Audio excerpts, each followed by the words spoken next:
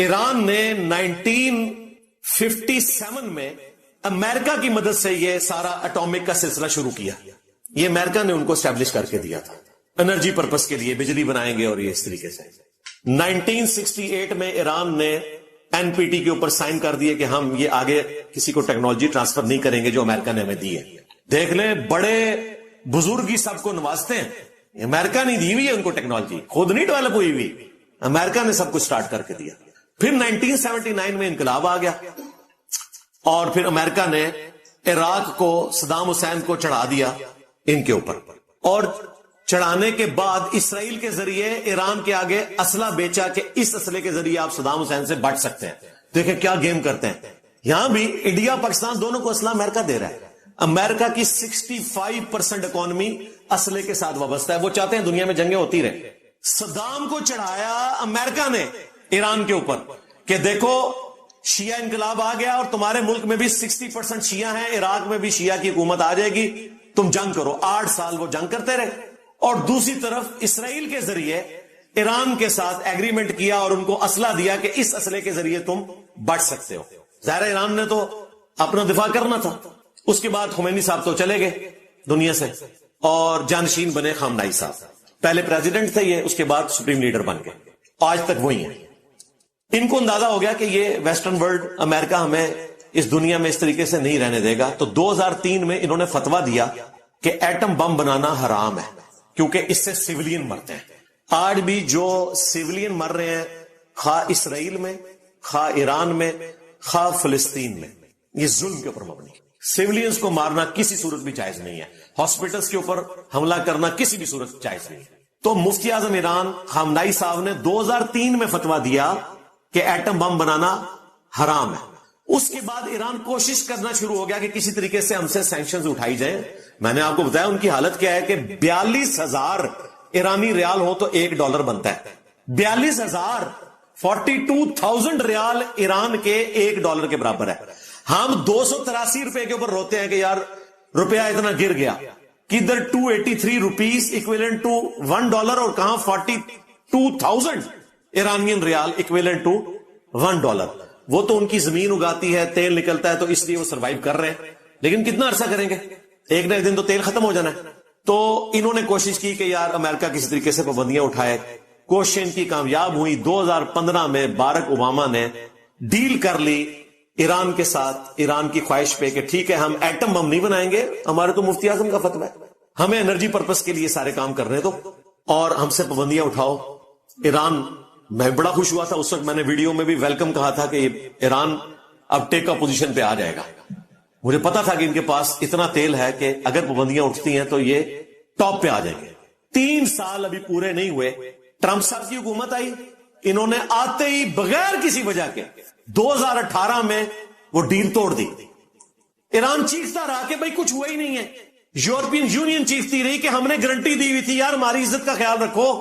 یہی وجہ آج بھی یورپین یونین کے جو بڑے 3 ملک ہیں, جرمنی, فرانس اور UK, کوشش کر رہے ہیں کہ ڈیل دوبارہ سے ہو جائے. ان کا یار یہ کیا تم نے بدعہدی کر دی ہے. لیکن امریکہ وہ سے وقت ہے, اسے کون پوچھ سکتا ہے بھائی. ہاں, آپ کہانیاں کراتے رہے کہ IMF قرضہ منگے دیکھ کر وہ آیا جے غوری. تو سارے بزرگ اتھے سن عراق وچ, سارے صوفی بابے دفن ہیں عراق میں, جس کے اوپر سے سارے یہ 200 جہاز آ کے تو ایران کو تباہ کر کے چلے گئے. کسی بابے سے نگاہ نہیں ماری گئی. اب 2018 میں جب یہ ڈیل کینسل ہوئی, پھر ایران کا گراف نیچے آنا شروع ہو گیا. پھر انہوں نے بڑی کوششیں کی کہ یار یہ کام نہ کرو, ہمارے لوگ بھوکے مر جائیں گے, ہم کیا کریں, ہمارے ساتھ ڈیل کرو, ڈیل کرو, ڈیل کرو.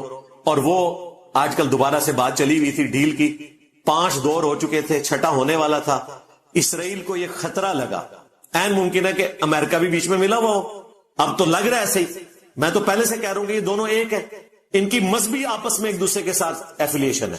امریکنز جو ہیں کرسچنز ہیں, اور ان کا موقف یہ ہے کہ جب تک اسرائیل اسٹیبلش نہیں ہوگا, ان کا 3rd ٹیمپل نہیں بنے گا, تو حضرت عیسیٰ علیہ السلام دنیا میں نہیں آئیں گے. وہ آ کے ان کو برباد کریں گے. اندازہ کریں کس بات کے اوپر دوستی کی ہوئی ہے. وہ کہہ رہے ہیں اسرائیل اسٹیبلش ہو تاکہ عیسیٰ علیہ السلام آگے ان کو تباہ کریں.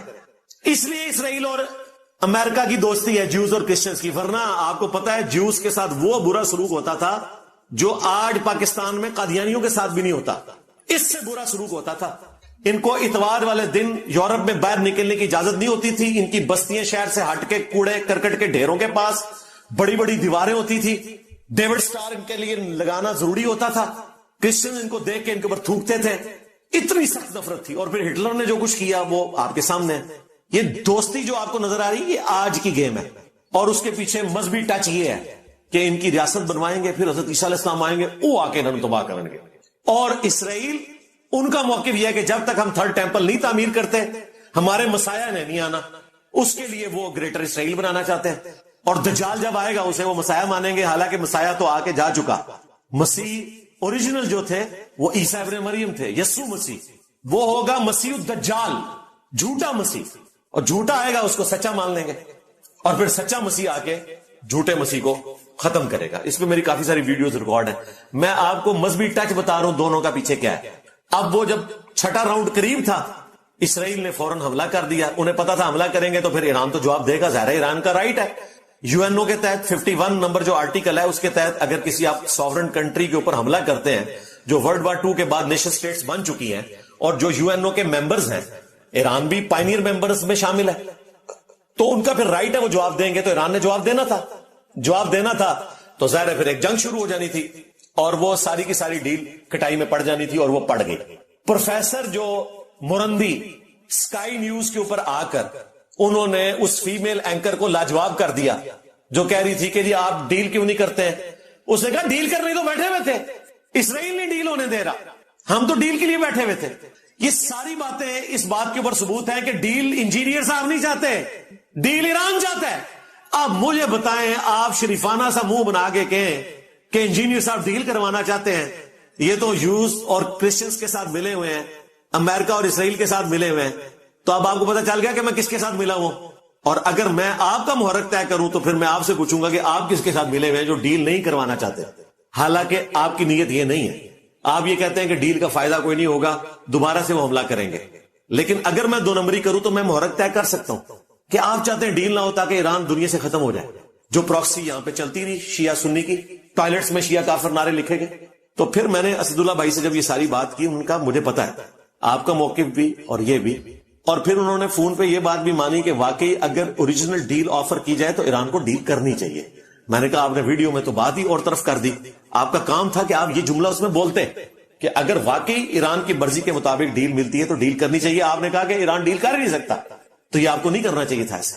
اور میں نے کہا کہ وہ آپ کے ساحل بھائی کی طرح آج کل جن کے ساتھ آپ پوڈ کاسٹ کرتے تھے, کہتے ہیں جی وہ تو باہر گئے ہوئے ہیں. میں نے کہا اس وقت تو ضرورت ہے کہ وہ اپنا بیانیہ رکھیں سامنے. کہتے میں ان سے رابطہ کرتا ہوں.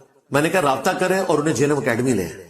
یہ پہلی دفعہ میں نے آفیشلی اب کیمرے میں بھی دعوت دے رہا ہوں کہ ساحل بھائی کو آپ اکیڈمی لے آئیں اور بیٹھ کے ہمارے ساتھ ڈسکشن کر لیں اس ٹاپک کے اوپر ایک دوستانہ ماحول میں. یہ کوئی ڈیبیٹ نہیں ہوگی, کوئی مناظرہ نہیں ہوگا. اپنا موقف رکھیں قرآن و سنت کی روشنی میں, ہم بھی اپنا موقف رکھیں گے تاکہ پبلکلی لوگوں کو پتا چلے کہ آپ کہنا کیا چاہ رہے ہیں اور میں کیا کہنا چاہ رہا ہوں, فیکٹس اور فیگرز کے ساتھ, جذبات کے ساتھ نہیں. سورہ توبہ, سورہ النساء, سورہ آل عمران, سورۃ الاحزاب کی آیات کو ایکسٹراپولیٹ کر کے ہر جنگ کو اس طریقے سے پریزنٹ کرنا کہ گویا اس مسلمانوں کو وہی کی تائید حاصل ہے اور جو یہ جنگ لڑنے جا رہے ہیں کہ کوئی اسلام کی جنگ ہو رہی ہے. یہ اسلام کی جنگ تھی جو داعش لڑتی رہی, شیعہ کا قتل عام کیا سعودی عرب کے کہنے کے اوپر, اور بعد میں امام کعبہ سے حج کے خطبے میں سعودی حکومت نے کہلوایا کہ داعش والے خارجی ہیں, بنائے خود. جب انہوں نے کہا تسی بھی غلط, انہوں نے کہا خارجی نے, پہلے بھی خارجی تھے, مسلمانوں کو قتل کر رہے تھے. خارجیوں کی سب سے بڑی علامت یہی ہوتی ہے. آج افغانستان میں جو جہاد ہو رہا ہے طالبان کا اور داعش کا, یہ جہاد ہے, فساد ہے یہ. لہٰذا سنی شیعہ کنفلکٹ سے باہر نکلیں, امت کے لیول کے اوپر سوچیں, علمی اختلاف کریں. مجھ سے زیادہ کون اختلاف کرتا ہے, لیکن جو یہ مسلمانوں پہ برا وقت آیا ہے کافروں کے مقابلے پر ہمارا کام ہے کہ ہم سنی شیعہ کے فرق سے ہٹ کے سپورٹ کریں مسلمانوں کی. تو میں نے آفیشلی آج ویڈیو میں بھی دعوت رکھ دی ہے. انشاءاللہ امید ہے کہ ساحل بھائی انشاءاللہ جیلم اکیڈمی آئیں گے اور اس ٹاپک کے اوپر ہم انشاءاللہ علمی ماحول میں ڈسکشن کریں گے. ابھی تو ہم دعا گو ہیں کہ اللہ تعالیٰ ایران کے رہنے والے لوگوں کی مشکلات کو آسان کرے. یہ سیدھی سی بات ہے, اے سی والے کمرے میں بیٹھ کے ٹی وی کے اوپر جنگ کے مناظر دیکھنا, سوشل میڈیا کے اوپر اے آئی کی بنی ہوئی ویڈیو شیئر کروا کے اپنی مرضی کے ملکوں کو جتوانا, یہ بڑا آسان کام ہے. لیکن تکلیف سے سارے لوگ گزر رہے ہیں. اسرائیل کے عوام بھی نہیں چاہیں گے کہ وہ مرے, ایران کے عوام بھی نہیں چاہیں گے کہ اس طریقے سے وہ مرے. امن چاہتی ہے دنیا. یہ حکمرانوں کی پالیٹکس ہوتی ہے, بڑوں کا نشہ ہوتا ہے جس کی وجہ سے لوگوں کا چومر نکل جاتا ہے. سیدھی سی بات ہے. وَلِعَوْذُ بِاللَّهِ تَعَالَى. علمی پوائنٹ نمبر 3, بعض جو ظالم اور جھوٹے قسم کے لوگ ہیں انہوں نے مجھے تانا دینا شروع کر دیا کہ انجینئر صاحب آپ کا آئرن ڈوم تو بڑھ گیا, اور بھائی سیمنٹ ڈوم ہو بابوں کے یا آئرن ڈوم ہو اسرائیل کا, یہ سارے آپ کے ہیں بھائی, ہمارے کہاں سے ہوئے؟ ہم تو چاہتے ہیں جتنے مسلمان دشمن ملک ہیں وہ اپنے انجام کو پہنچیں. مجھے کس چیز کا تانا دیا جا سکتا ہے؟ دوسری بات, ٹیکنیکلی سپیکنگ دنیا کا کوئی ڈیفنس سسٹم 100% پرفیکٹ نہیں ہوتا. امریکہ کے اوپر بھی اگر میزائل پھینکے جائیں نا سارے وہ بھی نہیں انٹرسپٹ کر سکتے. لیکن یہ حقیقت بات ہے کہ یہ آئرن ڈوم ہے جس کی وجہ سے اسرائیل کا سرما نہیں نکلا. ادروائز جتنے میزائل انہوں نے ایک دن میں پھینکے ہیں سینکڑوں کے حساب سے, اگر وہ انٹرسپٹ نہ ہوتے تو اسرائیل کا سرما بن جانا تھا. ابھی بھی وہ ریفیلنگ کریں گے. امریکہ نے ان کو سپورٹ کرنی شروع کر دی ہے. ظاہر ہے ایک دفعہ ان کو بیٹری فل کرنے کے لیے 300 سے 400 ملین ڈالر کے میزائل چاہیے. نقصان کا بہت ہو رہا ہے.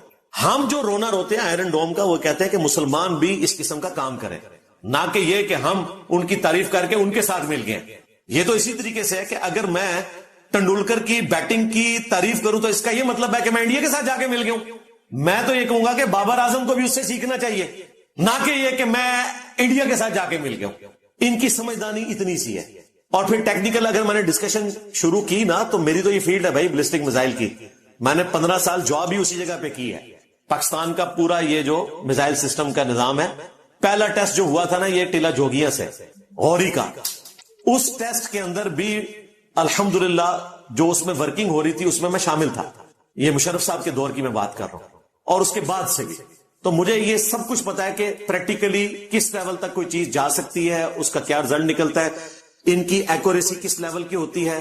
اب وہ ٹیکنیکل ڈسکشن اگر میں نے کرنی شروع کی, ویسے آگے ایکسپرٹس کر رہے ہیں, ان کی بات سنیں, میں کروں گا تو پھر یہ کہیں گے ہمیں ڈی موٹیویٹ کر رہا ہے. ہمیں پتا ہے کہ کس چیز کی ایکوریسی کس لیول کی ہوتی ہے. کروز میزائل کی ایکوریسی جو ہے وہ پرفیکشن کے ساتھ ہوتی ہے. بلسٹک میزائل ایک خاص رینج کے اندر آپ پھینک سکتے ہیں. یہی وجہ ہے. آپ کیا سمجھتے ہیں کہ ایران نے اسرائیل کے ہاسپٹل کے اوپر وہ میزائل پھینکا تھا؟ نہیں. بلسٹک میزائل جو ہے وہ 500 میٹر کے سرکل کے اندر اندر جا کے گرتا ہے. اس سے آپ اس طرح پن پوائنٹ ایکوریسی نہیں لے سکتے. تو انہوں نے ہاسپٹل پہ نہیں پھینکا تھا, لیکن اس کی ایکوریسی وہ نہیں ہوتی ہے جو آپ ہوائی جہاز کے ذریعے گائیڈڈ میزائل پھینکتے ہیں یا کروز کے ذریعے یا ڈرون کے ذریعے آپ اٹیک کرتے ہیں. وہ کیمرے کے ذریعے ایگزیکٹلی اسی جگہ پہ جا کے گرتا ہے. لیکن بلسٹک میزائل 500 میٹر کے ریڈیس کے اندر اندر گرتا ہے کہیں پہ, وہ کہیں پہ بھی گر سکتا ہے. اس کی ایکوریسی وہ نہیں ہوتی. اسی وجہ سے یہ سب کچھ ہوا, ورنہ ایران نے تو کام نہیں کرنا تھا. لیکن اس سے ایٹ لیسٹ اب اسرائیل کے رہنے والے لوگوں کو اس حادثے کے بعد اس تکلیف کا اندازہ ہوا جو اسرائیل ٹارگٹ کر رہا تھا فلسطین کے اندر ہاسپٹلز کو. 60,000 کے قریب لوگ نہتے شہید کر دیے, اور اس کے بعد سے بھی ابھی تک ان کے مظالم نہیں رک رہے. اب ان کو یہ احساس ہو گیا کہ ٹی وی پہ بیٹھ کے جنگ کی خبریں دیکھنا کیا ہوتا ہے. دیکھیں ان کی زندگی کتنی مشکل ہوئی ہے.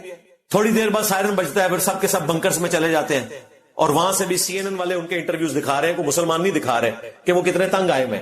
تو مشکل وقت جب آتا ہے تو پھر پتا چلتا ہے. تو ہم یہ جب بات کرتے ہیں کہ فلاں ملک جو ہے اپنے ڈیفنس کو اس طریقے سے لے کے چل رہا ہے, تو اس کا مقصد یہ نہیں ہوتا کہ ان کی تعریف کرنا ہوتا ہے. مقصد یہ ہے کہ ہمیں بھی بجائے سیمنٹ کے ڈومز بنانے کے بابوں کے جو ایک بھی کام نہیں آیا, کوئی میزائل نہیں روک سکا, ہم بھی کوئی آئرن ڈوم گولڈن ڈوم بنائیں. یہ مقصد ہوتا ہے. ہم تو اللہ کے فضل سے کئی دنوں سے روزانہ بلا ناغہ قنوت نازلہ پڑھ رہے ہیں ان لوگوں کے اوپر جنہوں نے ایران کے ساتھ یہ ظلم کیا.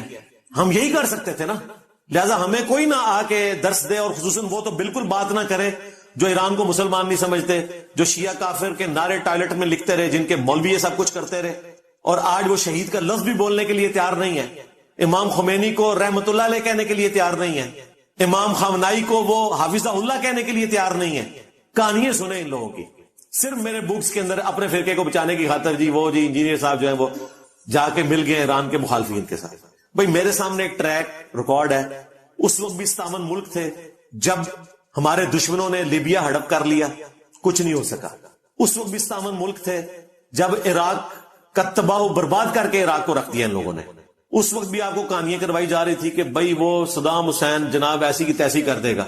کئی مہینوں تک تو وہ چھپا رہا خود ٹھیک ہے, خود یہ ایجنٹ تھا امریکہ کا.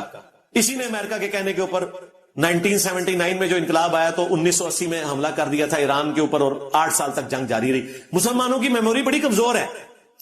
آخری وقت میں کوئی داڑھی رکھ لے تو ان کو پھر مومن نظر آنا شروع ہو جاتا ہے. وہ جی اس ٹائم بڑی اچھی تقریر کی, وہ موت دیکھ کے تو سارے اس طرح کرتے ہیں بھائی. پوری زندگی قتل عام کیا اس نے مسلمانوں کا, اور ایران کو ایک ایسی جنگ میں جھونک دیا کہ تازہ تازہ ایران اس وقت انقلاب سے نکلا تھا, اور 8 سال تک وہ لاکھوں مسلمان دونوں طرف سے شہید ہوئے. یہ یاجوج اور ماجوج کا ذکر یہاں پر آیا, اور اس کے بعد آئے گا سورۃ الانبیاء میں, اور وہاں پر ذکر ہے کہ تم قرب قیامت میں دیکھو گے پہاڑوں سے وہ کثیر تعداد میں پھسلتے ہوئے آ رہے ہوں گے. ظاہر ہے وہ اتنی زیادہ تعداد میں ہوں گے, بلکہ بخاری مسلم میں تو آتا ہے کہ ہر 1000 میں سے 999 جہنمی اور 1 جنتی, اور وہ 999 جو ہے وہ اکثریت یاجوج اور ماجوج کی ہوگی. بخاری مسلم میں حدیث ہے, نبی علیہ السلام ایک دن گھبرا کر اٹھے اور آپ نے کہا کہ مجھے اللہ تعالیٰ نے دکھایا کہ ایک اتنا سا سوراخ ہو گیا ہے اس دیوار میں, کہ نبی علیہ السلام نے کہا کہ صبح سے شام تک وہ اس دیوار کو چاٹتے رہتے ہیں یہاں تک کہ بالکل وہ باریک ہو جاتی ہے. تو وہ کہتے ہیں کہ ہم کل دوبارہ سے اسے چاٹیں گے اور توڑ دیں گے, لیکن وہ انشاءاللہ نہیں کہتے, تو اگلے دن وہ دیوار اتنی ہی ہو جاتی ہے. جس دن وہ یہ کہیں گے نا انشاءاللہ, تو پھر وہ دیوار توڑنے پر قادر ہو جائیں گے اور پھر پوری زمین پر پھیل جائیں گے. ذوالقرنین بادشاہ سے متعلق, جو اسپیسیفکلی یہودیوں کے لیے بہت رسپیکٹیبل پرسنالٹی تھے. ہمارے جو پرانے مفسرین ہیں انہیں اس بادشاہ سے متعلق صحیح علم نہیں تھا. یعنی آج سے 150 سال پہلے تک, جب تک کہ ذوالقرنین بادشاہ کا مجسمہ دریافت نہیں ہوا تھا ایران سے, اس وقت تک کسی کو نہیں پتا تھا کہ یہ ذوالقرنین بادشاہ کون ہے. بعض پرانے لوگوں نے سکندر اعظم کو ذوالقرنین ڈکلیئر کر دیا کیونکہ وہ بھی قبل از مسیح تھا, لیکن اس کا تو کوئی کردار موحدانہ ہے ہی نہیں تھا, وہ تو مشرک تھا. اس کے علاوہ بھی چند مختلف بادشاہوں کے حوالے سے لوگوں نے لکھا, لیکن کسی کو ڈیفینیٹلی نہیں پتا تھا. یہ جس ایرا میں ہم بیٹھے ہیں, ہماری خوش نصیبی ہے کہ ہمیں ذوالقرنین بادشاہ سے متعلق وہ انفارمیشن حاصل ہے جو پچھلے آلموسٹ 1250 سال تک کسی کو نہیں پتا تھی, جب تک کہ کھنڈرات نہیں ملے تھے ایران کے اندر, اور ان میں سے مجسمہ ذوالقرنین کا نہیں نکلا تھا. وہ جب نکلا تو پھر پوری ہسٹری سامنے آ گئی, اور سب سے پہلے اس ماڈرن ایرا میں مولانا ابوالکلام آزاد رحمہ اللہ تعالی نے اس ٹروتھ کو ریویل کیا, اور ان کی ایفرٹ پوری دنیا میں مانی جاتی ہے. مولانا مودودی رحمہ اللہ تعالی نے اسے ایکسپٹ کیا, ڈاکٹر اسرار صاحب نے ایکسپٹ کیا, اور سب سے بڑھ کر اہل حدیث علماء جو بڑے ہارڈ لائنر ہیں مولانا ابوالکلام آزاد کے حوالے سے, چونکہ وہ بنو امیہ کے حوالے سے کافی سخت موقف رکھتے تھے اور انہوں نے اہل البیت کا مقدمہ بھی لڑا, لیکن یہ بات ماننے پر وہ بھی مجبور ہوئے. آج بھی سعودی عرب سے جو قرآن کی تفسیر تقسیم کی جاتی ہے احسن البیان, وہ ایک پاکستانی اہل حدیث عالم صلاح الدین یوسف صاحب کی لکھی ہوئی ہے. انہوں نے بھی اس کی تفسیر میں لکھا کہ یہ کریڈٹ ابوالکلام آزاد کو جاتا ہے کہ انہوں نے وہ بندہ ڈھونڈ لیا ذوالقرنین اصل میں کون تھا, کیونکہ قرآن میں تو اس کا کریکٹر آیا ہے موحدانہ, سکندر اعظم تو وہ ہو نہیں سکتا. جب وہ مجسمہ نکلا تو اس مجسمے میں ایک ٹوپی تھی جس کے اوپر 2 بڑے سینگ بنے ہوئے تھے. تو پھر ان کو پتا چلا کہ یہ پرشین امپائر کا جو بانی ہے سائرس, کنگ سائرس, کیخورس عربی زبان میں, اور ذوالقرنین جو قرآن میں ذکر ہوا, یہ وہ بادشاہ ہے جس نے پرشین امپائر کی بنیاد رکھی نبی صلی اللہ علیہ وآلہ وسلم کی دنیا میں تشریف آوری سے 1000 سال پہلے آلموسٹ. یہ الگ بات ہے کہ پھر اس کے بعد وہاں پر قبضہ ہو گیا, یعنی اسی لیگیسی کو آگے لے کے چلے آتش پرست لوگ. اس لیے جب نبی علیہ السلام دنیا میں آئے تو اس وقت حکومت تھی آتش پرستوں کی. 2 ہی سپر پاورز تھی, رومن امپائر تھی جس پہ حکومت تھی کرسچنز کی, اور وہ بھی نبی علیہ السلام کی پیدائش سے آلموسٹ سمجھ لیں 150 سال پہلے حکومت ہوئی تھی, ورنہ وہ بھی بت پرست تھے. 337 عیسوی میں کانسٹنٹائن بادشاہ تھا جس نے مرنے سے پہلے کرسچینٹی قبول کر لی, اور اس کے بیٹے کانسٹنٹائن 2 نے پھر قسطنطنیہ شہر بھی بنایا اور کرسچینٹی کو پوری رومن امپائر میں نافذ کر دیا, کیونکہ اس زمانے میں بادشاہ کا دین جو ہے وہ رعایا کا دین ہوتا تھا. اور پھر یہ ایک ٹسل شروع ہوگی, ایک طرف خدا کے ماننے والے تھے یعنی رومن امپائر, اور دوسری طرف آگ کی پوجا کرنے والے پرشین امپائر. لیکن پرشین امپائر کا سٹارٹ جو ہے وہ ایک مسلم بادشاہ کے ذریعے ہوا تھا جس نے اپنے جوانی کے عرصے میں کسی وقت کے پیغمبر کی صحبت کی ہوئی تھی اور پھر اللہ تعالیٰ نے اسے فتوحات دی. اس کی سلطنت مشرق سے لے کر مغرب تک پھیلی ہوئی تھی. اسی وجہ سے وہ اپنے سر پر ایسی ٹوپی پہنتے تھے جس پہ 2 سینگ مینڈے کے لگے ہوئے تھے، جو 2 امپائرز کا سمبل تھے کہ مشرق سے لے کر مغرب تک. مشرق میں بلوچستان تک ان کی حکومت تھی اور مغرب میں میڈیٹرینین سی جسے آپ بحر روم کہتے ہیں وہاں تک ان کی حکومت تھی، اور شمال میں ان کی حکومت کوکاف تک تھی. اتنی بڑی ان کی امپائر تھی. اور اس کے سمبل کے طور پر وہ 2 قرن والی ٹوپی پہنتے تھے. قرن کہتے ہیں سینگ کو، اسی کی وجہ سے ذوالقرنین 2 سینگوں والا، یہ ان کا ایک آنری نیم تھا. بیسیکلی یہ سائرس شاہ یا کیخورس بادشاہ ہیں جنہوں نے پرشین امپائر کی بنیاد رکھی نبی الاسلام کی دنیا میں تشریف آوری سے آلموسٹ 1000 سال پہلے. تو یہ وہ بادشاہ ہے جس کی وجہ سے یہودیوں کو ایک نفع ملا. اور وہ نفع کیسے ملا؟ اسی لیے ان کے ہاں اس کی بڑی عزت تھی کہ جب پہلا زوال آیا جو سورہ بنی اسرائیل کے سٹارٹ میں ہم نے ڈسکس کیا تھا کہ 2 عروج اور 2 زوال بنی اسرائیل پر آئے. پہلا زوال جب آیا تو نیبوکیڈ نظر نمرود جو بادشاہ تھا وہ بیبیلونیا میں یعنی بابل جو شہر تھا وہاں عراق میں 1,33,000 یہودیوں کو غلام بنا کر لے گیا تھا، اور 1,33,000 یہودیوں کو اس نے یروشلم میں ایک دن میں شہید کر دیا. ظاہر ہے اس وقت تو مسلمان ہی تھے، ہم شہید ہی ان کو کہیں گے، وہ کافر تو نہیں تھے. 1,33,000 یہودیوں کو قید میں رکھا اور آلموسٹ ان کی یہ قید 125 سال تک چلی. اسی دوران ان میں انبیاء بھی پیدا ہوتے رہے، لیکن یہ غلامی کا دور تھا. اور پھر سیدنا عزیر علیہ السلام جن کو اللہ تعالیٰ نے 100 سال کے لیے سلا دیا تھا اسی دوران، ان کی دعوت توبہ کی برکت سے اللہ تعالیٰ نے ان کی فریاد سنی، اور ذوالقرنین بادشاہ نے جو اس وقت صرف ایران کا حاکم تھا عراق پر حملہ کیا اور نیبوکڈ نظر کو قتل کر دیا. اور دشمن کا دشمن دوست ہوتا ہے. اسی نیبوکڈ نظر نے یہودیوں کو قید میں رکھا ہوا تھا، جس طرح کی غلامی بنی اسرائیل کاٹ رہے تھے فرعون کے انڈر، ان سے کام لیے جاتے تھے. اس نے ان کو آزاد کیا کہ ٹھیک ہے دوبارہ بیت المقدس چلے جاؤ اور اپنا ہیکل سلیمانی دوبارہ سے تعمیر کرو. پھر انہوں نے دوبارہ سے ہیکل سلیمانی تعمیر کیا اور یہ ان کا پھر دوسرا عروج شروع ہوا، جس کا زوال پھر نبی الاسلام کی پیدائش سے آلموسٹ 500 سال پہلے 70 عیسوی میں ٹائٹس نے جو رومن ایمپرر تھا بت پرست، اس نے یروشلم کو تباہ کیا اور ایک دیوار باقی چھوڑی جو ویلنگ وال آج تک موجود ہے. اور ڈائسپورا ان کا شروع ہوا انتشار. 1917 میں ان کو بالفور ڈکلیریشن ملی ورلڈ وار 1 کے بعد، اور پھر ورلڈ وار 2 کے بعد تو یورپ نے اپنے گناہوں کو دھونے کے لیے مسلمانوں پہ ان کو مسلط کر دیا اور فلسطین کا علاقہ دے دیا، اور آج اسرائیل کی ریاست قائم ہو چکی ہے، ورنہ ان پہ بڑا مشکل وقت تاریخ میں رہا ہے. تو یہ جو ذوالقرنین بادشاہ تھا یہ ہیرو مانا جاتا تھا یہودیوں کے ہاں کہ اس کی وجہ سے ان کا دوسرا عروج شروع ہوا، کیونکہ اس نے ان کو غلامی سے نجات دی. اسی لیے وہ نبی الاسلام سے سوال پوچھ رہے تھے کہ ذوالقرنین بادشاہ کے بارے میں آپ ہمیں بتائیں. یہ تو وہ پہلو تھا جو یہودیوں کے لیے امپورٹنٹ تھا. مسلمانوں کے اعتبار سے چونکہ اکثر آپ کو پتا ہے جدید جو محققین ہیں وہ تباہ آزمائی کرتے رہتے ہیں یاجوج اور ماجوج کے حوالے سے، تو ان کا ذکر بھی یہاں پر آئے گا. یہ 2 قومیں تھیں. حضرت نوح علیہ السلام کے 3 بیٹے تھے، چوتھا تو کافر تھا، وہ تو مارا گیا. 3 جو مسلمان تھے، حام، سام اور یافت. حام کی اولاد جو ہے وہ یہ آپ کو افریقن جو نظر آتے ہیں. سام کی اولاد یہ جو وسط ایشیا کے لوگ ہیں، عرب کے لوگ ہیں، ہم بھی اس میں شامل ہیں، یعنی جو ابراہیمی ہیں. حضرت ابراہیم علیہ السلام بھی سام کی اولاد سے تھے، نبی الاسلام بھی اور یہودی بھی. اسی لیے سیمیٹک کہا جاتا ہے. یہودیوں کے خلاف کوئی بھی مہم چلے کہتے ہیں یہ اینٹی سیمیٹک ہے، حالانکہ سیمیٹک ہم بھی ہیں، ہم بھی اولاد ہیں ماننے کے اعتبار سے بھی اور ویسے بھی. اور یافث جو ہے ان کی اولاد ہیں یہ چائنیز اور پلس گورے لوگ اور رشینز. یہ 3 بیٹوں سے آگے نسل چلی. یافث جو ہے اس کی اولاد میں 2 قبائل ہیں، یاجوج اور ماجوج، گوگ مگوگس ان کو انگلش میں کہا جاتا ہے.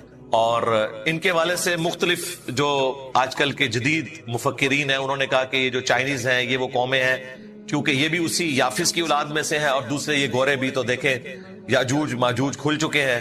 پہلے برٹش امپائر نے دنیا پہ حکومت کی، اب چائنا جو ہے وہ لیڈنگ اکانومی بننے جا رہا ہے. اس قسم کی تعویلات کرتے ہیں.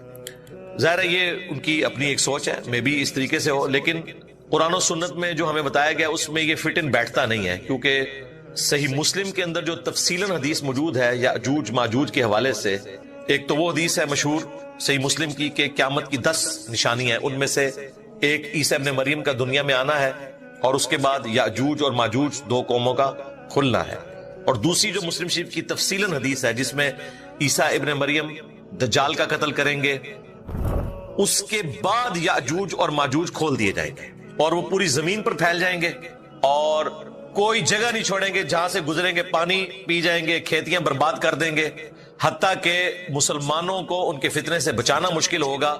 عیسیٰ ابن مریم کو اللہ تعالیٰ وحی کے ذریعے بتائیں گے کہ آپ مسلمانوں کو لے کر کوہ طور پر چلے جائیں، وہ وہاں پر لے کے چلے جائیں گے، یہ باقی دنیا میں تباہی مچائیں گے، اور پھر عیسیٰ ابن مریم دعا کریں گے، اس دعا کی برکت سے اللہ تعالیٰ ان کی گردنوں میں کوئی کیڑے پیدا فرمائے گا، کوئی وائرس ہوگا، وہ مارے جائیں گے، اور پھر ان کی لاشوں سے زمین بھر جائے گی، پھر اللہ تعالیٰ کی طرف سے غیبی پرندے آئیں گے جو ان کی لاشوں کو اٹھا کر لے جائیں گے، اور ان کے جو تیر ہیں وہ 7 سال تک مسلمان ایندھن کے طور پر استعمال کریں گے۔ یہ صحیح مسلم میں پوری تفصیلاً حدیث موجود ہے۔ اس سے تو یہ لگتا ہے کہ یہ قوم جو ہے وہ دجال کے قتل کے بعد کھولی جائے گی۔ اس کی بھی تعویل جدید مفکرین کرتے ہیں، وہ کہتے ہیں بالکل ایسا ہی ہونا ہے، پہلے یافس کی جو یہ اولاد ہے یورپین اور امریکن، ان کو مسلمان شکست دیں گے، دجال کو قتل کریں گے، چائنیز اس وقت تک نیوٹرل ہوں گے، اور پھر چائنیز جو ہیں وہ پوری دنیا میں پھیل جائیں گے، کیونکہ ان کی پالیسی ہے کہ وہ کسی سے جنگ نہیں لڑتے، لیکن اینڈ پہ یہ بھی نکلیں گے، اور دیکھیں چائنیز جو ہیں وہ کوئی چیز نہیں چھوڑتے، مگرمچھ ہے تو وہ کھا جاتے ہیں، مینڈک وہ کھا جاتے ہیں، سانپ وہ کھا جاتے ہیں، ان کے پاس بھی بڑے مضبوط دلائل موجود ہے اس کو کاؤنٹر کرنے کے لیے، کیونکہ ان کا دعویٰ یہ بھی ہے کہ اگر کوئی اس طرح کی دیوار ہے فزیکلی تو وہ تو گر چکی ہے جس کے بارے میں کلیم کرتے ہیں، اور اگر کوئی غیبی دیوار موجود ہے تو اس کے بارے میں تو ہمیں پتہ نہیں ہے، وہ کہتے ہیں وہ دیوار فزیکلی گر چکی اور یہ قومیں دوبارہ سے چڑھائی کر چکی، ان کا موقف یہ ہے۔ ہم اس میں کوئی تباہ آزمائی نہیں کرتے، ویسے تو ہمیں تو دور دور تک فی الحال اس طرح کا کوئی فتنہ نظر نہیں آ رہا، اس لیے ہماری زندگی سے تو اس کا کوئی تعلق نہیں رہا، جب یہ فتنہ آئے گا تو وہ لوگ دیکھ لیں گے۔ دجال کے اوپر اتنی لوگ ویڈیوز ریکارڈ کرواتے ہیں اور سورۃ الکہف کے اوپر اتنا ٹائم لگاتے ہیں، اور اس میں سے نکالتے کیا ہیں؟ اپنا لقمہ اس کے منہ میں ڈالتے ہیں۔ ہم نے تو واضح بتایا کہ صحیح مسلم میں حدیث ہے جو سورۃ الکہف کی پہلی 10 آیات حفظ کر لے گا دجال کے فتنے سے بچ جائے گا۔ اب نبی اسلام نے اس کو اس پہ بھی نہیں چھوڑا کہ حفظ سے مراد یہ ہے کہ اس کی کوئی تفسیر یاد ہو اور آپ نے جا کے علمی ڈسکشن کرنی ہے دجال سے، نہیں، وہ الگ سے صحیح مسلم میں ایک اور حدیث ہے کہ جب تم دجال کو اپنے سامنے پاؤ تو پہلی 10 آیات تلاوت کر دینا، تمہیں اللہ تعالیٰ اس فتنے سے بچا لے گا۔ تو اس لیے میں نے عرض کی تھی سورۃ الکہف کے سٹارٹ میں کہ روزانہ ان 10 آیات کی تلاوت کریں، آپ کو انشاءاللہ 10 دنوں میں یاد ہو جائیں گی، تو آپ اس فتنے سے بچ جائیں گے۔ باقی یہ جو لوگ تباہ آزمائی کرتے ہیں اور دجالی سسٹم کی بات کرتے ہیں وہ بھی الگ سے موجود ہے۔ دجال ایک پرسنالٹی کے طور پر بھی آنا ہے قرب قیامت میں، میں سٹارٹ میں اس کے اوپر تفصیلاً گفتگو کر چکا ہوں، آج تفصیل میں جانے کی ضرورت نہیں۔ آج کا ٹاپک ذوالقرنین بادشاہ، یعنی 2 قرن والا، 2 سینگوں والا۔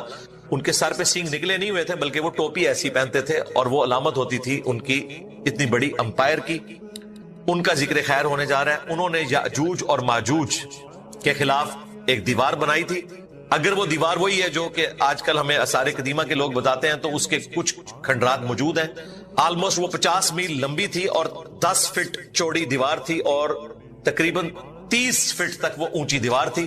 2 طرف کوکاف کے پہاڑ تھے اور درمیان میں ایک تنگ گھاٹی تھی جس سے یاجوج اور ماجوج حملہ آور ہوتے تھے۔ اس گھاٹی کو بند کر دیا گیا اور اب وہ قید ہیں۔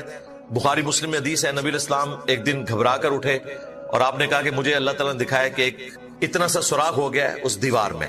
اور ایک اور کمزور روایت ہے جامعہ ترمذی میں، اس کو ملا کے ایک رزلٹ نکل سکتا ہے کہ نبی علیہ السلام نے کہا کہ صبح سے شام تک وہ اس دیوار کو چاٹتے رہتے ہیں یہاں تک کہ بالکل وہ باریک ہو جاتی ہے، تو وہ کہتے ہیں کہ ہم کل دوبارہ سے اسے چاٹیں گے اور توڑ دیں گے، لیکن وہ انشاءاللہ نہیں کہتے، تو اگلے دن وہ دیوار اتنی ہی ہو جاتی ہے۔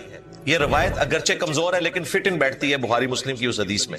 جس دن وہ یہ کہیں گے نا انشاءاللہ، تو پھر وہ دیوار توڑنے پر قادر ہو جائیں گے اور پھر پوری زمین پر پھیل جائیں گے۔ سورۃ الانبیاء میں بھی یاجوج اور ماجوج کا ذکر آگے چل کر آئے گا۔ اس میں اللہ تبارک و تعالیٰ نے کہا ہے کہ تم دیکھو گے کہ ہر پہاڑی سے وہ سلپ ہوتے ہوئے آ رہے ہوں گے کثرت کی تعداد میں، اور وہ بھی قرب قیامت کا ذکر ہے۔ صحیح مسلم میں بھی قرب قیامت کا ذکر ہے، اور اس میں تفصیل بھی ہے کہ عیسیٰ ابن مریم کہ دجال کو قتل کرنے کے بعد یاجوج اور ماجوج نے آنا ہے. لہذا جو لوگ یہ تعویل کر رہے ہیں نا کہ وہ پھیل چکے ہیں تو اس اعتبار سے ان کی تعویل کمزور ہے، لیکن اس کا جواب یہ دیتے ہیں کہ کچھ پھیل چکے ہیں اور کچھ جو دوسری اولاد ہے وہ بعد میں آئے گی چائنیز کی شکل میں. واللہ عالم. میں نے آپ کو دونوں طرف کی رائے بتا دی ہے. اب اللہ کا نام لے کر ہم شروع کرتے ہیں آیت نمبر 83 سے. اعوذ باللہ من الشیطان الرجیم، بسم اللہ الرحمن الرحیم. وَيَسْأَلُونَكَ عَنْ ذِي الْقَرْنَيْنِ، اور تم سے سوال پوچھتے ہیں ذو القرنین کے بارے میں، یعنی وہ ہستی جو سر پہ ایسی ٹوپی پہنتے تھے کہ جس پر 2 سینگ تھے. عن کی وجہ سے ذی القرنین ہو گیا، ویسے لفظ ہے ذو القرنین، 2 قرن والا. جس طرح ورڈ ہے ابو ہریرہ، لیکن جب ہم حدیث میں لیتے ہیں تو عن ابی ہریرہ تو یا بن جاتا ہے. سنن ابی داود عن ذی القرنین، تم سے ذو القرنین کے بارے میں پوچھتے ہیں. قل سأتلو علیکم منہ ذکرا، اے نبی تم فرماؤ ان قریب میں تم سے ان کا حال بیان کروں گا. انا، بے شک ہم نے، مکننا لہو فی الارض، انہیں زمین میں تمکن دیا تھا، اقتدار بخشا تھا. وآتیناہ من کل شیء سببا، اور ان کو ہم نے تمام ساز و سامان دیے تھے، یعنی اس وقت جتنے بھی ریسورسز اویلیبل تھے ایک بادشاہ کے پاس ہونے چاہیے جو، وہ ان کو ہم نے دیے تھے. فَأَتْبَعَ سَبَبًا، تو انہوں نے ایک مہم اڈاپٹ کی، وہ ایک سفر پر نکلے. اب یہ وہ چیز ہے جس کو وہ بعض لوگ کہتے ہیں جی یہ سیڑھیوں کا ذکر ہے. اللہ کے بندو، پیچھے ذکر ہوا کہ ہم نے ان کو ساز و سامان دیا تھا، ان ریسورسز کے ساتھ انہوں نے ایک مہم اڈاپٹ کی. وہ کیا تھی؟ حَتَّى اِذَا بَلَغَ مَغْرِبَ الشَّمْسِ، یہاں تک کہ وہ سورج کے غروب ہونے کی جگہ پر جب پہنچے، میڈیٹرینین سی کے کنارے. اس وقت تک دنیا کو یہی پتا تھا. یہ تو آج سے تقریباً 400 سال پہلے کولمبس نے دریافت کیا نا امریکہ، ورنہ تو پہلے دنیا اتنی تھی لوگوں کے علم میں. میڈیٹرینین سی آخری کونا ہوتا تھا. وَجَدَهَا تَغْرُبُ فِي عَيْنٍ حَمِيَةٍ، وہاں انہوں نے سورج کو پایا ایک کیچڑ والے چشمے میں ڈوبتا ہوا. یعنی یہ ان کی آبزرویشن تھی، یہ نہیں کہ وہ چشمے میں ڈوب رہا تھا. یہ لٹریچر کی زبان میں بات ہوتی ہے، جیسے ہم کہتے ہیں سن رائز اور سن سیٹ. اس میں سن رائز تو ہوتا ہی نہیں، سن سیٹ تو ہوتا ہی نہیں، لیکن امریکن اخبار میں بھی یہی لکھا ہوتا ہے. گوگل میں بھی آپ لکھیں سن رائز سن سیٹ تو اس کا یہ مطلب نہیں کہ گوگل کو سائنس کا نہیں پتا. لٹریچر کی زبان میں، کامن آبزرویشن میں یہی ہوتا ہے. یہ اکثر ایتھیسٹ بھی اعتراض کرتے ہیں جی قرآن میں لکھا ہے کہ سورج جو ہے وہ کیچڑ میں غروب ہو جاتا ہے. بالکل ایسی بات نہیں لکھی ہوئی. It seems like that، اس طرح نظر آیا گویا کہ جیسا کہ سمندر کے کنارے بھی آپ کو نظر آتا ہے. وجد عندها قوما، وہاں انہوں نے ایک قوم کو پایا، یعنی ذوالقرنین بادشاہ فتوحات کرتے ہوئے میڈیٹرینین سی کے کنارے تک پہنچ گئے. وہاں انہوں نے ایک قوم کو پایا، یعنی فتوحات کا سلسلہ وہاں تک پہنچا. قلنا، ہم نے ذوالقرنین سے کہا تھا، یا ذوالقرنین، اے ذوالقرنین. اب یہ نبی تو نہیں تھے، غیر نبی تھے. نبی علیہ السلام کی دنیا میں تشریف آوری سے پہلے غیر نبی کے اوپر بھی اللہ تعالیٰ الہام اور کشف وحی کر دیا کرتا تھا. یہ اسی کی ایک شکل ہے کہ اللہ تعالیٰ نے ان کے دل پر القاء کیا.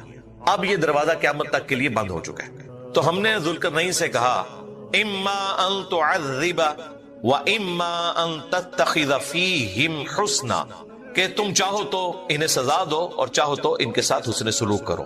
یہ ہم نے اختیار دے دیا کہ یہ تمہاری رعایا ہے. عذاب ظاہر ہے ان کو ہی دینا ہے، اللہ کا ماننے والا عذاب انہی کو دے گا، سزا انہی کو دے گا جو اللہ کے احکامات کو توڑیں گے، اور اچھا سلوک ان کے ساتھ ہوگا جو شریعت کی پابندی کریں گے. اور اس کو کلیریفائی بھی کر دیا گیا.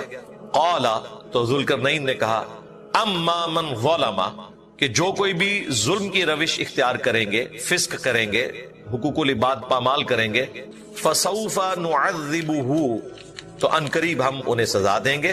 ثم يرد الى ربه، اس کے بعد لوٹا دیا جائے گا اسے اس کے رب کی طرف. فيعذبه عذابا نكرا، تو پھر وہ بڑا عذاب دے گا. یعنی دنیا میں اگر توبہ نہ کی تو پھر بڑا عذاب آئے گا، ورنہ دنیا میں اگر کسی نے سزا بھگت لی پھر آخرت کا عذاب اس کے لیے نہیں ہے. واما من آمن، اور جو کوئی ان میں سے ایمان لایا، وعمل صالحا، اور اچھے اعمال کیے، فلہ جزاء الحسنى، تو اس کے لیے پھر اچھا بدلہ ہوگا دنیا میں بھی اور آخرت میں بھی. وَسَنَقُولُ لَهُ مِنْ أَمْرِنَا يُسْرًا، اور ہم اسے حکم دیں گے ایسے احکام بجا لانے کا جو آسان ہوں گے. دنیا میں بھی شریعت کی آسانی اس کے لیے ہوگی، اللہ تعالیٰ دنیا میں بھی حکومت کا حصے دار بھی اسے بنا دے گا اور آخرت بھی اس کے لیے ہوگی۔ تو یہ پہلی جو ان کی مہم تھی وہ مکمل ہوئی۔ اب دوسری مہم کا ذکر آ رہا ہے، ثم اتبع سببا، اس کے بعد انہوں نے ایک اور راستے پر سفر اختیار کیا۔ پہلے وہ ایکسٹریم ویسٹ تک گئے تھے، اب ایکسٹریم ایسٹ تک، یہاں تک پہنچے وہ پاکستان کے بارڈر تک، خراسان تک۔ حتی اذا بلغ مطلع الشمس، یہاں تک کہ جب وہ سورج کے طلوع ہونے کی جگہ پر پہنچے، وجدها تطلع على قوم لم نجعل لهم من دونها سترا، تو وہ جب اس جگہ پر پہنچے جہاں سے سورج نکل رہا تھا، تو انہوں نے وہاں ایسی قوم کو پایا کہ ان کے اور سورج کے درمیان کوئی ستر باقی نہیں تھا، کوئی پردہ نہیں تھا۔ یعنی یہ بلوچستان، یہ پورا ایریا اگر آپ دیکھ لیں، یہ پورا ریگستانی ایریا ہے، 3 ملکوں میں پھیلا ہوا، افغانستان، پاکستان اور ایران۔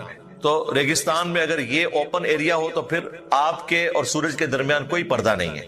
وہاں انہوں نے ایسی قوم کو پایا، این ممکن ہے ان کے پاس صرف وہی قبائلی جس طریقے سے جھونپڑیاں لگا کے رہتے ہیں اور ان کو سورج کی تپش کا سامنا کرنا پڑتا ہے، اس حالت میں انہوں نے پایا۔ کذالک، اور اسی طرح، وقد احطنا بما لدیہ خبرا، اور ہم نے ہر اس چیز کا احاطہ کیا ہوا تھا جو اس کے پاس تھی، ہم نے اپنے علم سے اس کا احاطہ کیا ہوا تھا۔ یعنی ذوالقرنین کو جو کچھ ملا وہ اللہ تعالیٰ کے علم میں تھا، جتنی اس کو یہ کوالٹیز ملی۔ ثم اتبع سببا، اب یہ تیسرا سفر انہوں نے اختیار کیا، پہلے ایکسٹریم ویسٹ کی طرف یعنی مغرب کی طرف، پھر ایکسٹریم ایسٹ کی طرف جہاں تک وہ جا سکتے تھے، اور اس کے بعد اب شمال کی طرف، کوکاف کی طرف تیسرا سفر انہوں نے اختیار کیا۔ حتی اذا بلغ بین السدین، یہاں تک کہ جب وہ 2 پہاڑوں کے درمیان پہنچے، وجد من دونہما قوما، تو وہاں انہوں نے ایک قوم کو پایا پہاڑوں کے پیچھے، لا یکادون یفقہون قولا، جو اس قسم کی گفتگو کرتے تھے جو یہ سمجھ نہیں سکتے تھے، سوائے ایک گفتگو کے وہ اشاروں کی زبان ہے، یعنی ان کی کوئی مشکل قسم کی زبان تھی جو سمجھ آنے والی نہیں تھی، بہرحال اشاروں کے ذریعے انہوں نے اپنی بات پہنچا لی۔ اور وہ کیسے پہنچائی؟ قالو، انہوں نے عرض کی، یا ذی القرنین، اے ذوالقرنین، ان یأجوج و مأجوج، بے شک جو یأجوج اور ماجوج 2 قومیں ہیں، مفسدون فی الارض، انہوں نے زمین میں بڑا فساد مچا رکھا ہے، فہل نجعل لک خرجا، تو کیا ہم آپ کے لیے ایک خراج مقرر کر دیں، آپ کو ایک ایسا ٹیکس دیں، اور اس کے بدلے میں علی ان تجعل بیننا و بینہم سدا، کہ آپ ان کے اور ہمارے درمیان ایک دیوار کھڑی کر دیں تاکہ وہ یہ لوٹ بازاری والا معاملہ ختم ہو جائے۔ یہ جو درمیان کا آلموسٹ کوئی 50 میل کا فاصلہ تھا، اس کے اوپر دیوار آپ ایک بنا دیں، اور مضبوط دیوار ہونی چاہیے، اس کے لیے ہم آپ کو پیسے دے دیتے ہیں۔ دیواریں چین بھی جو بنی ہوئی ہے نا، وہ بھی اسی لیے بنی ہے، اور اس کی لینتھ آپ کو پتا ہے کتنی ہے؟ 20,000 کلومیٹر۔ ہاں جی، زمین کا سرکمفرنس جو ہے وہ 40,000 کلومیٹر ہے، آدھی زمین کا چکر لگ سکتا ہے، اور یہ کئی 100 سال میں بنی ہے دیواریں چین، اور اس کا مقصد بھی یہ تھا کہ دوسری طرف سے قومیں آ کر لوٹتی تھیں ان کو حفاظت کے لیے، اسی لیے انہوں نے جگہ جگہ تھوڑے تھوڑے عرصے بعد وہاں انہوں نے ایک بڑے سے برج بنائے ہوئے تھے جس میں فوجی بیٹھے ہوتے تھے تاکہ وہ آنے والی قوموں کو روک سکیں، گھوڑے بھی اس پہ چل لیتے تھے، کافی چوڑی دیوار، ابھی تو خیر یوٹیوب کی برکت سے آپ ساری چیزیں دیکھ سکتے ہیں۔ تو یہ دیوار بھی اس لیے بنائی جا رہی تھی کہ کسی طریقے سے ان کو روکا جا سکے۔ قال ما مکنی فیہ ربی خیر، تو انہوں نے کہا کہ یہ جو تم مجھے دولت کی آفر کر رہے ہو، جو کچھ مجھے میرے رب نے دیا ہے وہ اس سے بہتر ہے، تم صرف مین پاور کے طور پر میری مدد کرو، اللہ نے دولت مجھے دی ہوئی ہے، میں اس کو مینج کر لوں گا، صرف یہ کام کرو۔ فَأَعِینُونِی بِقُوَّةٍ، پس تم جسمانی مشقت کے ساتھ میری مدد کرو، مین پاور مجھے دو۔ اجعل بینکم وبینہم ردما، تاکہ میں تمہارے ان کے درمیان ایک آڑ قائم کر دوں۔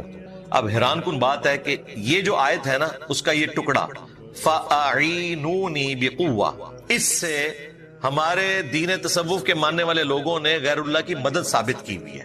آپ تفسیر دیکھیں، اس میں لکھا ہوگا اس سے ثابت ہوا کہ آپ غیر اللہ سے مدد مانگ سکتے ہیں، یعنی ظاہری اسباب کو انہوں نے مرے ہوئے جو لوگ ہیں ان سے مدد مانگنے کے اعتبار سے قیاس کر کے عقیدہ گھڑا ہوا، کہتے ہیں یہ تو اللہ کے نیک بندوں کی سنت ہے کہ وہ مدد مانگتے ہیں۔ اس سے تو نیک بندے نیچے والے لوگوں سے مدد مانگ رہے ہیں، تو اصولاً یہ چاہیے کہ تمہارے بابوں کو ہم سے مدد مانگنی چاہیے، ہم ان کے مشکل کشا ہیں، لو سامو، کیونکہ ذوالقرنین نے مدد مانگی ہے عوام الناس سے، تو پھر آپ نے صحیح طریقے سے رزلٹ نکالنا ہے، یعنی کہ ہم مشکل کشا ہیں علی اجمیری صاحب کے بھی، غوث پاک کے بھی، فرید الدین گنج شکر کے بھی، کیونکہ وہ ہم سے مدد مانگیں گے، ٹھیک ہے، ہمیں قبول ہے ہم ان کے مشکل کشا ہیں، ظاہری اسباب، مرنے کے بعد نہیں، دنیا میں مرنے کے بعد آخرت کی زندگی میں جو ہے اس کا اس دنیا سے کوئی رشتہ نہیں۔ کہتے ہیں نہیں جی شہید زندہ ہے، ہم کہتے ہیں شہید زندہ ہے تو اس کی بیوہ نکاح کیوں کر لیتی ہے؟ جس کا خاوند زندہ ہو اس کی عورت نکاح کرے تو وہ تو بدکار عورت ہے۔ کہتے ہیں نہیں وہ زندگی اور ہے، ہم کہتے ہیں یہی تو آپ کو بتانا چاہ رہے ہیں، وہ زندگی اور ہے، اس دنیا میں کمیونیکیشن نہیں ہو سکتی۔ تو آپ مدد کریں مین پاور کے ذریعے، میں آپ کے اور ان کے درمیان ایک آڑ قائم کر دوں گا، اور وہ آڑ کیسی ہوگی؟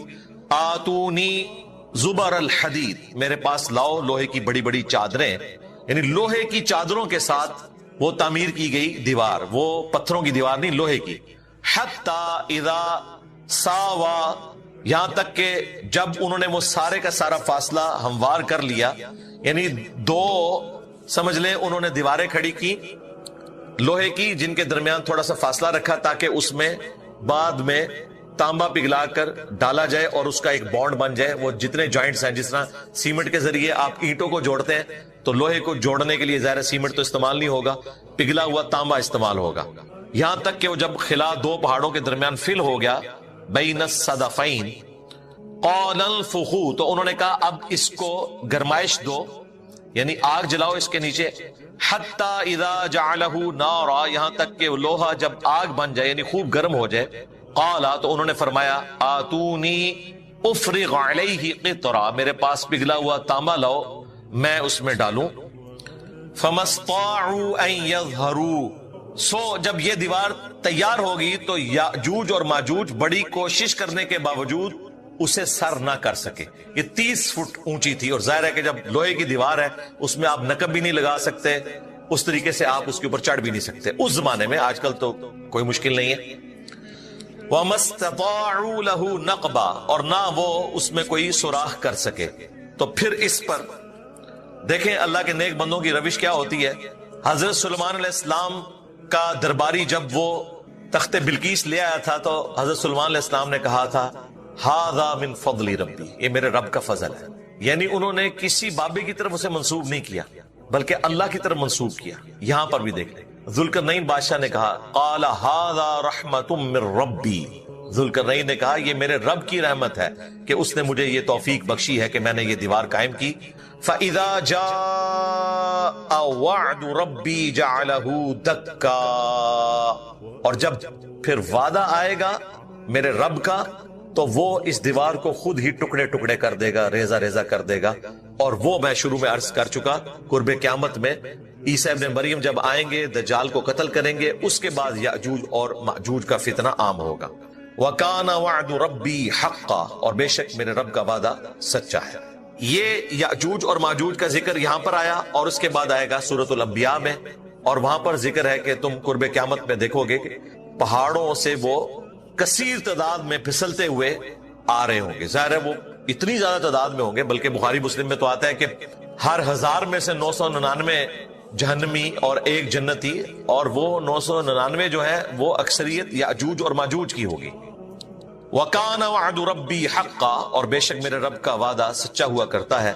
وَتَرَكْنَا بَعْضَهُمْ يَوْمَئِذٍ يَمُوجُ فِي بَعْضٍ، اور جب وہ دن آئیں گے یاجوج اور ماجوج کے کھلنے کے تو وہ موجوں کی طرح ایک دوسرے میں گھس جائیں گے، اور پھر اس کے بعد الٹیمیٹلی قیامت آ جائے گی، وَنُفِخَ فِي الصُّورِ، اور پھر پھونکا جائے گا سور، فَجَمَعْنَاهُمْ جَمْعًا، پھر ہم سب لوگوں کو جمع کر دیں گے، وَعَرَضْنَا جَهَنَّمَ، اور ہم اس دن ظاہر کر دیں گے جہنم کو، یومئذ للکافرین عرضا، بالکل کافروں کے سامنے، ان کی نگاہوں کے سامنے۔ یہاں تو انکار کرتے ہیں نا وہ آخرت کا، قیامت کے دن سب کچھ ان کی نظروں کے سامنے آ جائے گا، جو سورہ قاف میں بھی آتا ہے کہ آج ہر چیز تیری نگاہوں کے سامنے آ گئی ہے، تیری نگاہ بڑی تیز ہے، ہم نے تیری نگاہ سے پردے ہٹا دیے ہیں۔ یہ وہ لوگ الذین کانت اعینہم فی غطاء عن ذکری، جن کی آنکھوں پر پردے پڑے ہوئے تھے میری یاد سے اس دنیا کی زندگی میں، یہ وہ لوگ ہیں۔ جن پہ وہ سارا حق واضح ہو جائے گا قیامت والے دن، لیکن اس دن کوئی فائدہ نہیں ہے. جو اس دنیا میں مانے گا اس کے لیے ہدایت ہے، آخرت کی کامیابی ہے. آخرت میں تو سب نے دیکھ کر مان لینا ہے. وَكَانُوا لَا يَسْتَطِيعُونَ السَّمْعَ، اور جو کلمہ حق سن بھی نہیں سکتے تھے دنیا میں، اب آخرت میں ہر چیز ان کے سامنے آ جائے گی اور یقیناً ان کا دل پکارے گا. اور قرآن پاک میں آیا کہ وہ تو اپنے شرک سے بھی انکار کر دیں گے، وہ کہیں گے ہم نے دنیا میں کبھی شرک کیے ہی نہیں ہے. وَلِعَوْذُ بِاللَّهِ تَعَالَى. اس میں اللہ تبارک و تعالیٰ نے کہا ہے کہ تم دیکھو گے کہ ہر پہاڑی سے وہ سلپ ہوتے ہوئے آ رہے ہوں گے کثرت کی تعداد میں، اور وہ بھی قرب قیامت کا ذکر ہے.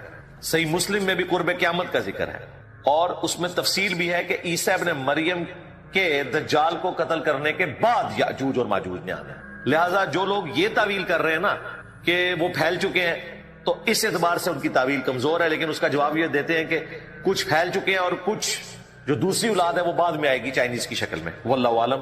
میں نے آپ کو دونوں طرف کی رائے بتا دی ہے. اب اللہ کا نام لے کر ہم شروع کرتے ہیں آیت نمبر 83 سے.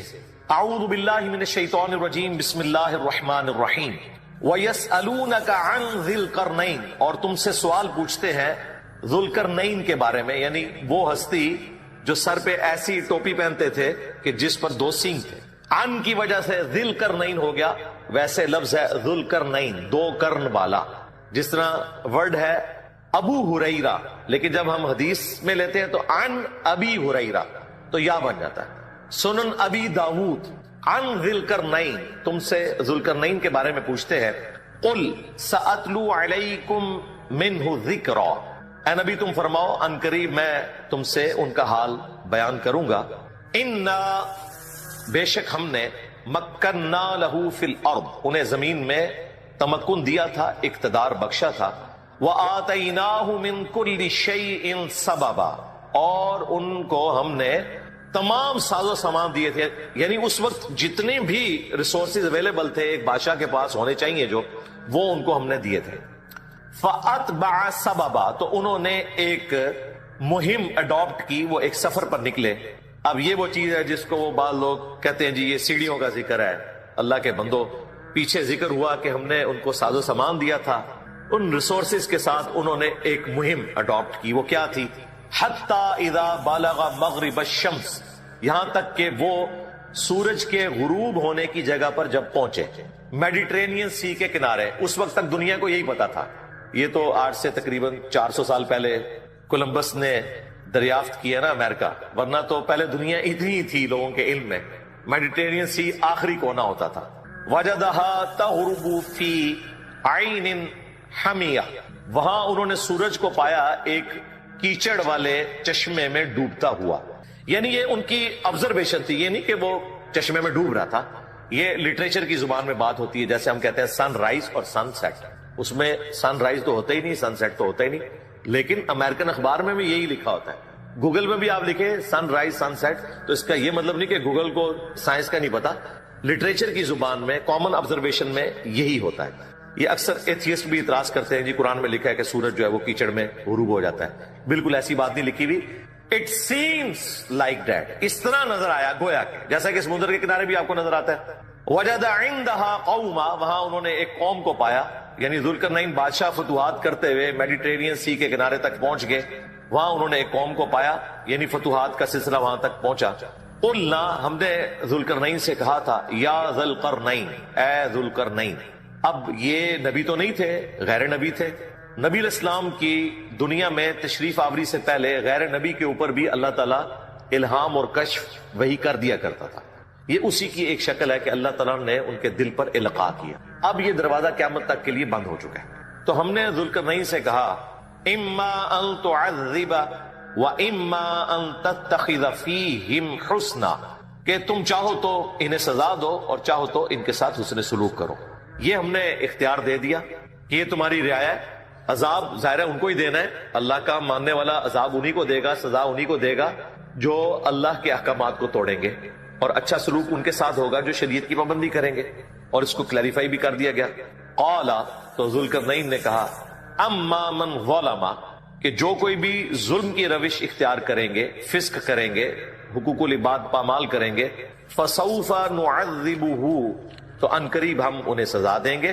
ثم يرد الى ربه، اس کے بعد لوٹا دیا جائے گا اسے اس کے رب کی طرف، فيعذبه عذابا نكرا، تو پھر وہ بڑا عذاب دے گا. یعنی دنیا میں اگر توبہ نہ کی تو پھر بڑا عذاب آئے گا، ورنہ دنیا میں اگر کسی نے سزا بھگت لی پھر آخرت کا عذاب اس کے لیے نہیں ہے.